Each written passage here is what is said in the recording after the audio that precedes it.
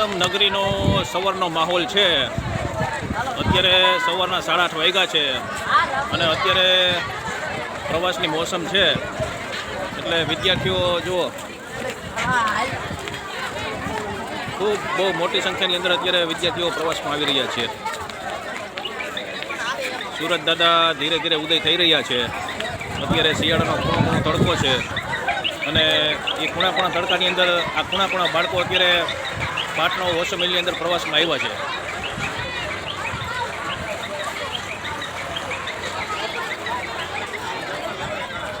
Sardar Patel school ગોંડલથી આ પ્રવાસ અત્યારે ઓસમ મિલની અંદર આવેલો છે કરવા માટે, અને બાળકો જો અત્યારમાં આવીને કેવા વ્યવસ્થિત કતારબંધ ગોઠવાઈ ગયા છે। હમણાં એમના ટીચર એમની ખાતરી કરશે, એમને સૂચના આપશે અને ત્યાર પછીનો પ્રવાસ ડુંગર ઉપર ચાલવાનું શરૂ કરશે। આપણે પણ તેમની સાથે જોડાઈ અને આ પ્રવાસની મજા માણવાની છે। તો આપ સૌ મિત્રો મારી સાથે મારી ચેનલ ઓસમ ગણેશમાં જોડાયેલા રહેશો। આપણે વિદ્યાર્થીઓ સાથે પણ સંવાદ કરવાનો છે અને શિક્ષકો સાથે પણ સંવાદ કરશું। 2 જ મિનિટ ખાલી શાંતિથી સાંભળવાનું છે, બરાબર છે? કે આજે આપણે પાટણ વાવ મુકામે ઓસમ ડુંગરની મુલાકાતે અહીંયા આવ્યા છે। ઓસમ ડુંગર એ પહેલાં માખણીઓ ડુંગર કહેવાતો હતો। કેવો ડુંગર કહેવાતો હતો? માખણીઓ ડુંગર। અને પછી તે આ પાંડવોએ અહીંયા આવી અને જ્યારે ત્યારે અજ્ઞાતવાસમાં જ્યારે એને રહેવાનું હતું ત્યારે પાંડવો અહીંયા આવી અને વસેલા છે। પાંડવોએ એક પાંડવોમાં આપણને ખબર છે કે ભીમે એક પાટું માર્યું છે અને અહીંયા એક કુંડ થઈ ગયો છે અને ભીમ જે થાળીની અંદર જમેલા છે એ થાળીના દર્શન તમને અહીંયા થશે, ભીમ કુઈના દર્શન થશે। પાંડવોએ જે શંકર ભગવાનની પૂજા કરેલી છે એ શંકર ભગવાનના મંદિરે પણ આપણે ત્યાં દર્શન કરવા માટે જવાનું છે। હવે આ ભૂમિની તમને દીકરીઓ આશ્ચર્ય એવી એક વાત કરી દઉં, બધા બહેનો ખાસો સાંભળ્યો કે પાટણ વાવની ભૂમિ એક એવી ભૂમિ છે કે આ ભૂમિની અંદર છે કે ખૂબ જ જ્ઞાની માણસો આ સમાજને આ ભૂમિ આપેલા છે। તો રોયલ સ્કૂલનું નામ તમે સાંભળેલું છે? રોયલ સ્કૂલના પેથાણી સાહેબ છે એ આ પાટણ વાવના છે। પછી અહીંયા પેથાણી પરિવાર ખૂબ મોટો પરિવાર છે। રાજકોટની અંદર મોઢાના કેન્સરના સુપર સ્પેશિયાલિસ્ટ સાંભળી લેજો, મોઢાના કેન્સરના સુપર સ્પેશિયાલિસ્ટ ડૉક્ટર જો કોઈ હોય તો પેથાણી સાહેબ છે ને, એ પેથાણી સાહેબ છે પણ ક્યાંના છે ભાઈ? પાટણ વાવના છે। પછી આ ઉમેશભાઈ પેથાણી છે એ આપણા ખાંડાધાર, અહીંયા ખાંડાધારના કોઈ દીકરા દીકરી છે તો તમારા જ ગામના આચાર્ય છે, બરાબર છે? એટલે આ પાટણ વાવની અંદર ઘણા બધા બુદ્ધિજીવી માણસો છે અને આ ભાઈ છે ઓલ ગુજરાતની અંદર અત્યારે પ્રસારિત કરવાના છે, બરાબર છે? તમારે એન્જોય તો કરવાની છે, આનંદ તો કરવાની છે, પણ આનું માહિતમ શું છે, બરાબર છે? એ જ્ઞાનનું ભાથું લઈને આપણે અહીંથી જવાનું છે, બરાબર છે? તો હવે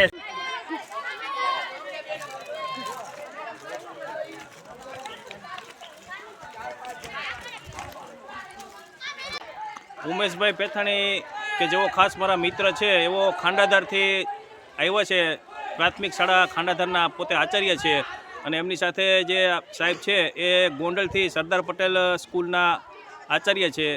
આ બંને શિક્ષકો અત્યારે પાટણ ઓસમ મિલની અંદર પ્રવાસ લઈને આવ્યા છે અને લગભગ 200 કરતાં વધારે વિદ્યાર્થીઓનો સંઘ લઈ અને અત્યારે પ્રવાસમાં આવ્યા છે।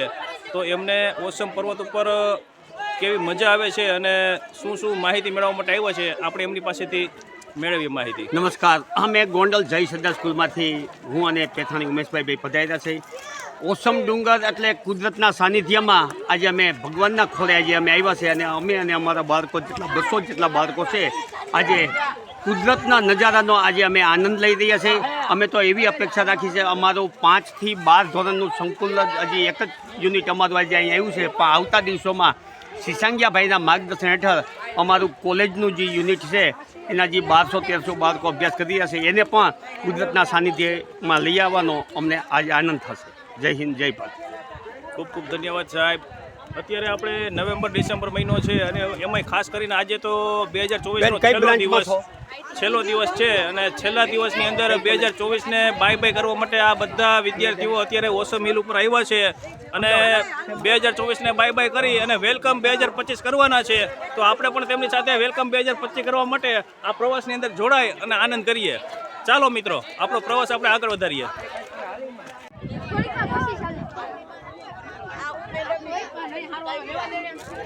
બાળકો બધા ફોટોગ્રાફી કરી રહ્યા છે અત્યારે.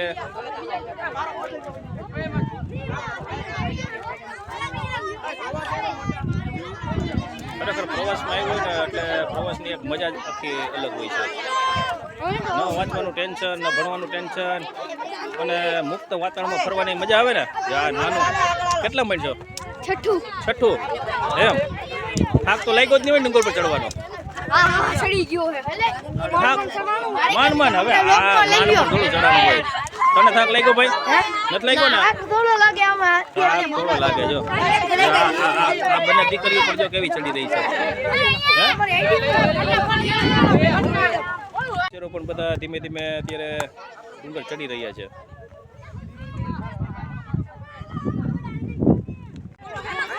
મારા માટે આજે ખુશીની વાત છે કે આજના આ પ્રવાસમાં મારી બંને દીકરીઓ મારી સાથે જોડાયેલી છે. પાછળ છે એ મારી મોટી દીકરી ડેનિશા છે અને આગળ જે છે એ મારી દીકરી છે પ્રાથવી, કે જે પહેલી જ વખત આજે મારા બ્લોગમાં આવેલી છે. કારણ કે અમદાવાદ ભણે છે એટલે અહીંયા હાજર ન હોય, પણ આજે પ્રવાસ આવ્યો છે અને ઘરે હાજર હતી તો મને કે પપ્પા હું પણ આવું પ્રવાસમાં, એટલે એમને પણ સાથે લઈને આવ્યો છું. અને ફર્સ્ટ ટાઈમ જો એ મારા બ્લોગની અંદર અત્યારે આવી છે મારી દીકરી પ્રાથવી. મજા આવે છે ને ડુંગર ઉપર? હે? હા, એ પણ ડુંગરની શોખીન છે અને એને પણ આમ ફરવું બહુ ગમે છે. એટલે મને કે પપ્પા ચાલો હું પણ તમારી સાથે આવું. બંને દીકરીઓ છે એ અત્યારે અભ્યાસ કરે છે અને અત્યારે રજા છે એટલે હાલ અત્યારે પાટણો છે. તો આજે અમને અહીંયા આવવાનો મોકો મળ્યો છે.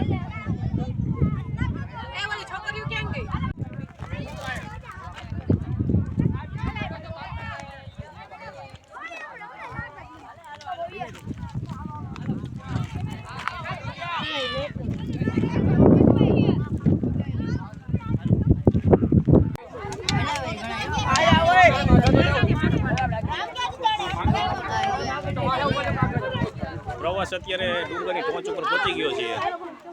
અત્યારે હાઈએસ્ટ જગ્યા ઉપર પ્રવાસ આવી ગયો છે. બધા વિદ્યાર્થીઓ જો અત્યારે અહીંયા રિલેક્સ મોડમાં બેઠા છે. ભાઈ થમ્સઅપની બોટલ લઈને બેઠા છે. હા, થમ્સઅપ પીવાની હે? વાહ, ઊંચા લોકો કે ઊંચી પસંદ? હા ભાઈ થમ્સઅપ લઈને આવ્યા હે. મજા આમાં ના આવ્યો? મજા આવે લીંબુ શરબતમાં? કાંઈ વાંધો નહીં, બાળકો કોલ્ડ ડ્રિંક્સ લઈ આવ્યા છે. ત્યાંથી ડુંગર અત્યારે દેખાઈ રહ્યો છે. દીપડો ક્યાંય દેખાય છે કોઈને? ક્યાંય દેખાય તો કહેજો, કોઈ એકલા એકલા જોઈ ન લેતા. આ બાળક તો હાવ નાનું છે. જો કોઈ ડુંગર સર કરી ગયો. જો શરમાઈને ભાગી ગયો. કેમ ભાગી ગયો? હા, આ ભાઈનું કામ મને ગમ્યું છે. એના મસ્તક ઉપર તિલક કરેલું છે. લગભગ ઘણા બધા વિદ્યાર્થીઓના મસ્તક ઉપર તિલક કરેલું છે. આ બહુ ખુશીની વાત છે. સવારે તિલક કરવું જ જોઈએ, બરાબર ને? બરાબર છે.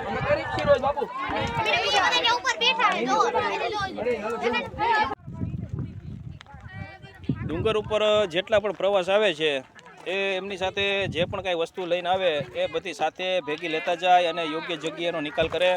આવી રીતે અહીંયા આવી રીતે કચરો ન કરો અને પ્લાસ્ટિકનો યોગ્ય જગ્યાએ નિકાલ કરો, જેથી કરીને પર્યાવરણના મિત્રો કોઈ જાતનું નુકસાન ન થાય એવી નમ્ર વિનંતી કરવામાં આવે છે. કારણ કે અત્યારે અસંખ્ય સંખ્યાની અંદર અત્યારે પ્રવાસો અહીંયા આવી રહ્યા છે અને જો બધા આવી રીતે થોડો થોડો કચરો કરશે તો અમારા ઓસમ ડુંગરને ઘણું બધું નુકસાન થશે. તો કમસે કમ આ પ્રકૃતિને નુકસાન ન થાય અને એને જાળવવામાં આપ સૌ મિત્રો પણ અમને સહભાગી થાવ. જ્યાં અહીંથી આપણું ગામ દેખાય છે પાટણ વાવ. આપણું પાટણ ગામ દેખાય છે.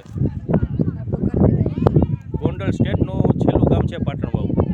શ્રી ભગવતસિંહ બાપુનો વિશેષ પ્રેમ આ ડુંગર ઉપર પણ જોવા મળી રહ્યો છે અને ગામ ઉપર પણ જોવા મળી રહ્યો છે. કારણ કે ભગવતસિંહ બાપુએ બંધાવેલા ઘણા બધા આ ડુંગર ઉપર એવા અવશેષો અત્યારે હાલમાં ટકી રહ્યા છે કે કે જે વર્ષો પહેલાં બનાવેલા છે પણ હજી એમણે અડીખમ ઊભા છે. એ ખરેખર ભગવતજી બાપા